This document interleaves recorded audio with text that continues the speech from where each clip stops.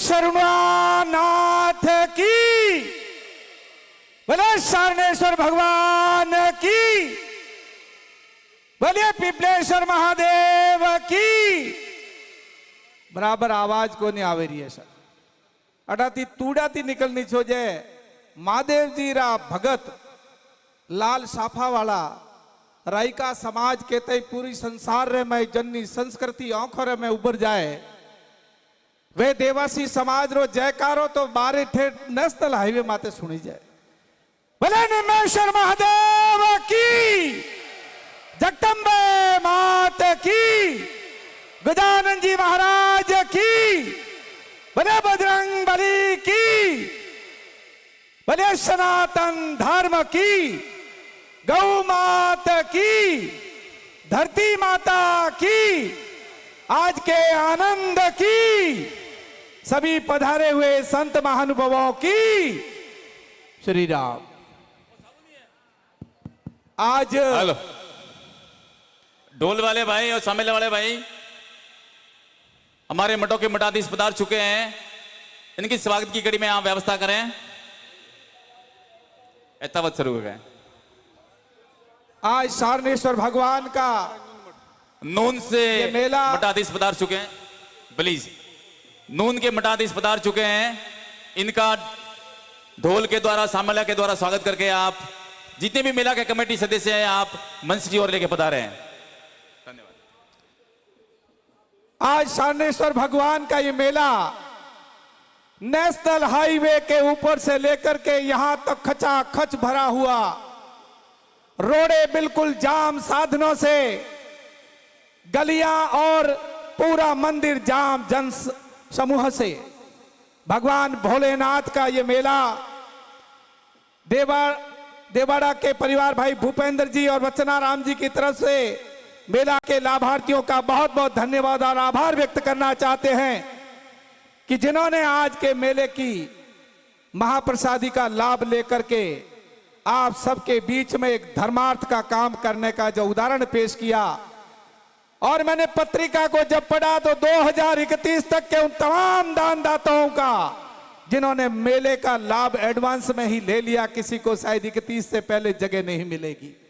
और उससे पूर्व करने वाले उन 2001 से लेकर के जितने भी महानुभाव जिन्होंने इस भगवान सारणेश्वर जी के मेले में लाभ लेने का काम किया, उनको बहुत बहुत सत सत वंदन और नमन करता हूं। नमन करता हूं देवासी समाज के मेरे बुजुर्गों को, मेरी माता बहनों, युवा साथियों को नमन करता हूं। मंच के ऊपर विराजमान, यहां पर मुख्य अतिथि के रूप में शोभायमान सागर जी रायका, तीर्थगिरी जी महाराज संत सानिध्य और मेरे तमाम युवा साथियों, ये मेला नहीं है, ये एक इस देश की संस्कृति का बहुत बड़ा मेला है। सारणेश्वर भगवान का मेला और इसका इतिहास तो सबको पता है। और साथियों, ये देवासी समाज का जब नाम आता है तो देवासी समाज का नाम लेने से पहले 36 कौम के अंदर एक बहुत बड़े विश्वास का भाव पैदा होता है। जो ही रेबारी राय का देवासी का नाम आता है, सबसे पहले उसकी प्रकृति का भाव पैदा हो जाता है, उसकी जुड़ाव आत्मसमर्पण का भाव पैदा हो जाता है, उसके भक्ति भाव का भाव पैदा हो जाता है, उसकी धर्म निष्ठा और कर्तव्य परायणता का भाव पैदा हो जाता है, उसका पशु के प्रति प्रेम और धरती से जुड़ाव का भाव पैदा हो जाता है। ये ऐसा देवासी समाज, इस देवासी समाज के ऊपर भगवान भोलेनाथ की कृपा, ये देवासी समाज लाल बिरंगी पागड़ियों के अंदर, रंग बिरंगे परिधान के अंदर, और इस देवासी समाज की संस्कृति, अभी अभी आपने देखा होगा कि इस देवासी समाज को देश में ही नहीं पूरे विश्व में पहचान मिलने लग गई देवासी समाज की संस्कृति का। अभी आपने 4 दिन पहले पढ़ा होगा साथियों, दैनिक भास्कर अखबार के अंदर जर्मनी का एक बहुत बड़ा लेख छपा था, जिसके अंदर भी वहां पर शोध हो रहा है कि देवासी समाज के अंदर अमुक बीमारियां क्यों नहीं हैं, ये समाज इतना स्वस्थ क्यों है, ये समाज इतना शांति प्रिय क्यों है, इनके दिमाग इतने व्यवस्थित कैसे हैं, और ये अपनी जीवन शैली जो जी रहा है। संसार के तमाम राष्ट्रों के अंदर लोग चिंताओं में, जिनके पास में अथाह धन दौलत होने के बावजूद भी वो पीड़ाग्रस्त है, तनावग्रस्त है, उनके अंदर जीवन यापन कर रहे हैं। लेकिन संसार के अंदर ऐसी जातियां भी है जो पढ़ाई लिखाई के अंदर आगे नहीं है, उसके बावजूद भी उनके अंदर देखा जाए तो शांति का इतना बड़ा प्रभाव समाज के अंदर दिखाई देता है। उनकी मानसिक स्थिति को देखो, उनकी शारीरिक स्थिति को देखो, उनके अंदर जो जीवन यापन की उनके जो तौर तरीके हैं, उनके ऊपर भी शोध हो रहे हैं। और शोध होकर के जर्मनी के अंदर तो लोग देवासियों की तरह से रहना चालू हो गए। और उसका उदाहरण तो 20-30 साल पहले आपको शादड़ी के अंदर जर्मनी के एक अंग्रेज ने यहाँ करके पूरा जीवन देवासी समाज की संस्कृति में बिता करके भगवान को स्वर्गवासी हो गया और उसकी पत्नी आज भी जीवित है। ये वो देवासी समाज है। आप अपने आप को कम मत मानिए। मैं आपसे एक ही निवेदन करना चाहूंगा, देवासी समाज विकास के पथ पर चल पड़ा है। देवासी समाज राजनीति के पथ पर चल पड़ा है। देवासी समाज इस हिंदुस्तान में नहीं, विश्व की मुख्य धारा में चल पड़ा है। हम देरी से ही सही, लेकिन जब से हम जागे हैं, जब से हमने घुटनों के बल से उठ करके पैरों पर खड़ा होना तय कर लिया है, तब से इस देवासी समाज को संसार अलग दृष्टि से देखने लग गया। हिंदुस्तान का नागरिक देखने लग गया। राजस्थान प्रांत का प्रत्येक व्यक्ति देखने लग गया कि जिस समाज की आज से 25-30 वर्ष पहले कोई पहचान नहीं थी, जिसकी कोई गिनती नहीं थी, उसका गुणगान पूरा देश ही नहीं विश्व के अंदर उसका कीर्तिमान स्थापित हो रहा है। थोड़े दिन पहले साथियों आपने देखा होगा, विश्व की तमाम बिरादरियों का जब सर्वेक्षण हुआ और उनकी सांस्कृतिक विरासत और धरोहर के रूप में पूरे विश्व के अंदर देवासी समाज दूसरे नंबर पर सांस्कृतिक विरासत के रूप में उसने अपना स्थान ग्रहण किया। उसके लिए बहुत बहुत धन्यवाद के पात्र है आप लोग, और धन्यवाद का पात्र है देवासी समाज। अब इस समाज को आगे बढ़ाने के लिए, इस समाज को आगे ले जाने के लिए, इसकी सांस्कृतिक विरासत को बनाए रखने के लिए हमको क्या करना है कि ऐसा नहीं हो कि आने वाले समय में हमारी ये सारी धरोहर विलुप्त हो जाए। साथियों, जिस युग के अंदर हम चल पड़े हैं, वो युग आगे जाकर के बड़े संकटग्रस्त स्थिति पैदा करने वाला युग भी है, क्योंकि हम कलयुग के अंदर जी रहे हैं। और कलयुग के अंदर भगवान श्री कृष्ण ने कहा था, संगे शक्ति कलयुगे। कलयुग के अंदर हम जी रहे हैं और लोकतंत्र के अंदर जी रहे हैं। और लोकतंत्र के सबसे बड़ा कायदा यही है कि कोई जंगल के नियम से नहीं चले, और जो एकता में रह करके चलेगा वो समाज सर्वांगीण विकास करेगा और वो अपने पथ के ऊपर आगे बढ़ता रहेगा। उसकी प्रगति को कोई रोक नहीं सकता। भगवान भोलेनाथ की तीसरी आंख के रूप में आपकी प्रगति तो चल पड़ी है, लेकिन साथियों, इसके साथ में ही आज हमारे देवासी समाज के बुजुर्गों ने किस परिस्थितियों के अंदर, इतिहास साक्षी है कि जितने सीमाओं के ऊपर नौजवान नहीं उन्होंने शहादत दी होगी, जितने हमारे देवासी समाज के भाइयों ने पूर्व काल में हमारे इस पशुधन को बचाने के लिए लाखों लाखों की कुर्बानियां दे दी होगी। हर गांव के अंदर आपको कम से कम मिलेगा कि पशुधन के खातिर देवासी समाज ने कितनी कुर्बानियां दे दी। इतने वर्षों तक हम यही सोच पड़े थे कि पशुधन का धंधा सिर्फ हमारे लिए है, सरकारें सोई हुई थी और आज भी सोई हुई है, आपकी तरफ कोई ध्यान नहीं दे रही है, आपके पशुपालन के व्यवसाय की तरफ ध्यान नहीं दे रही है। और उसका मूल कारण कहीं न कहीं हमारे संगठन की कमजोरी हो सकता है। प्रभाव के अंदर हम बहुत है, एकता के अंदर है, लेकिन एकता का आज के जमाने के अंदर दिखावा भी बहुत जरूरी होता है। साथियों, जब समय पर जब आपकी जरूरत पड़ी, आपने उस एकता के बिगुल के साथ में कई लोगों की नींदें भी उड़ाई है और उन लोगों को मजबूर कर दिया है कि अगर देवासी समाज को इग्नोर किया जाएगा, देवासी समाज की तरफ अगर किसी का ध्यान नहीं गया, राजनीतिक रूप से अगर ध्यान नहीं गया, तो निसंदेह उन लोगों को नुकसान भी उठाना पड़ेगा। ऐसा प्रदर्शन भी आप लोगों ने किया है और ये लोकतंत्र के लिए बहुत आवश्यक चीजें हो जाती है। मैं आप सभी को धन्यवाद देना चाहता हूं, शिवगंज सिरोही की धरती को और रानीवाड़ा की धरती को, कि आपने पुनः 10 साल के बाद में इस लोकतंत्र के अंदर, राजनीति के अंदर 100% परिणाम दे करके हमारे 2 एमएलए विधानसभा में भेज करके आपने जो काम किया है, उसके लिए रानीवाड़ा के उन धरती के तमाम पुरुषों को और सिरोही शिवगंज की धरती के तमाम पुरुषों को बहुत बहुत धन्यवाद और साधुवाद देते हैं। ये आपकी एकता की मिसाल है। साथियों, हमें आगे बढ़ने के लिए हमें कोई रोकने वाला नहीं है। अगर हमें कोई रोकेगा तो हमारी आपसी खटास ही रोक सकती है, वरना आपको कोई रोकने वाला नहीं है।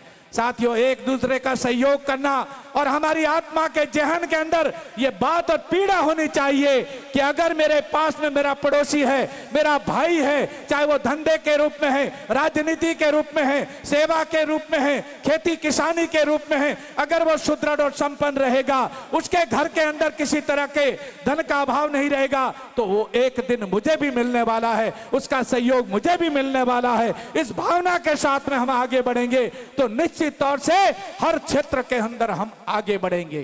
साथियों, ललक पैदा करनी है, कहते हैं जलना नहीं, लेकिन मेरा मानना है कि साथियों जलना भी चाहिए, ईर्ष्या करनी भी चाहिए, लेकिन ईर्ष्या ऐसी करनी चाहिए कि एक महान लक्ष्य की तरफ आगे बढ़ रहा है, बिल्कुल आप अपने जहन के अंदर उसके प्रति लालसा पैदा करिए, उसके प्रति ईर्ष्या पैदा करिए, उसके प्रति जलन पैदा करिए, लेकिन जलन इस भावना की पैदा करिए कि मैं इससे भी आगे बढ़ करके मेरी संतान को आगे बढ़ाऊं, मेरे परिवार को आगे बढ़ाऊं, तब मुझे शांति होगी। इस तरह की ललक भी पैदा करनी है, तब हम आगे बढ़ेंगे।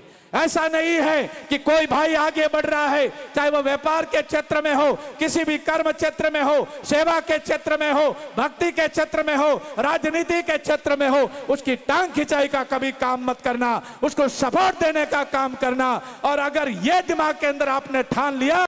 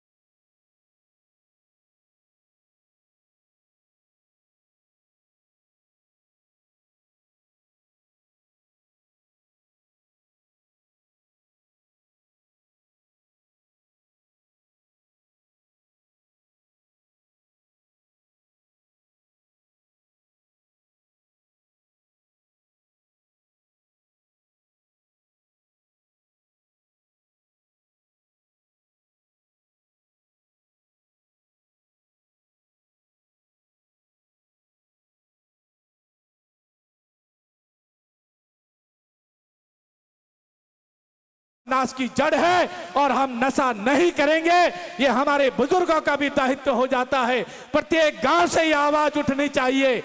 हमारे बुजुर्ग पहले जिस गांव के अंदर कोई नशा होता था, कोई दारू पीता था, उसके घर पर सगाई सबकन तक नहीं करते थे और वो गांव के अंदर सबसे अपरोगा और अलग घर गिना जाता था। लेकिन आज तो किसी को कहने की जरूरत भी नहीं है। कोई ऐसा गांव नहीं है, कोई ऐसा घर नहीं है जहां पर कोई युवा इसका सेवन नहीं कर रहा है। निश्चित तौर से उसका परिवार डूब जाएगा। आज उसके पास में पैसों की कमी नहीं हो सकती है, लेकिन आने वाला समय एक दिन उसको याचक की तरफ से पूरे परिवार को उस तरफ धकेल देगा। इसलिए नौजवान साथियों से निवेदन करना चाहता हूं कि इस भगवान भोलेनाथ का अगर हमारा इष्ट है तो हमें कसम लेनी चाहिए कि देवासी समाज के अंदर कम से कम नशे का नाश कर देना चाहिए। ये नशे के नाश की जड़ है, इसे समूल नष्ट कर देना चाहिए। और मैं आपको एक बात और बताना चाहता हूं, फिर मेरी बारी को विराम दूंगा। साथियों, आपने देखा होगा ऐसी ऐसी समाजें इस लोकतंत्र के अंदर ऊंचे पायदान पर पहुंच रही है, उन्होंने अपनी दृढ़ प्रतिज्ञा कर ली है। आप बिश्नोई समाज को देखिए, अभी 3 दिन पहले खेजड़ी के अंदर 363 शहीदों का, जिन्होंने खेजड़ी के वृक्ष काटते हुए पे अपनी शहादत दी थी, उनका कितना लाखों लाखों लोगों का मेला था और उन लोगों ने शहादत दी है। साथियों, आपको कम से कम अपने परिवार के लिए, अपनी समाज के लिए, अपने देश के लिए, अपने बीबी बच्चों के लिए इस दारू की शहादत दे दो और इस दारू को घर से बिल्कुल निकाल दो और नशे को तो बिल्कुल निकाल दो। और जिसने भी निकाल दिया घर से नशा, वो ऊंचे पायदान पर पहुंचेगा, उसे कोई रोकने वाला नहीं है। क्योंकि आपका माइंड पावर इतना मजबूत है, आपका सिटिंग पावर इतना मजबूत है, आपकी इच्छा शक्ति इतनी दृढ़ है, आपको पावर ग्रहण करने की शक्ति इतनी मजबूत है कि आप कुछ का कुछ हासिल कर सकते हो। मैं एक छोटा सा उदाहरण दे करके 2 मिनट में मेरी वाणी को विराम दे देता हूं। साथियों, जिगर के अंदर कुछ पैदा कर लो। आगे वक्ता भी बहुत है। मैं पुनः आपसे एक ही गुजारिश करता हूं कि ये नशा नाश की जड़ है और युवा साथियों से मैं निवेदन करना चाहता हूं कि आप कम से कम इसको त्याग दें और सामनेश्वर जी के यहां पर सौगंध लेकर के जाए। ये जो पंडाल के अंदर बैठे हुए लोग हैं, इससे पता चल जाएगा। मैं आपसे निवेदन करना चाहता हूं, जो नशा नहीं करते हैं वो उनको प्रदर्शन करके बताए और अपने हाथ खड़े करके दिखाए कि कौन कौन नशा नहीं करता है। ये अपने हाथ खड़े करके बताए। जो नशा नहीं करता है वो हाथ खड़े करे और जो नशे करते हैं उन्हें भगवान की कसम लेकर के जाना, जैसा भी ठीक लगे उसे छोड़ देना। जय हिंद, जय भारत। बोले शंभुनाथ की, बोले भोलेनाथ की, देवासी समाज की। श्री राम। जय हिंद, जय भारत।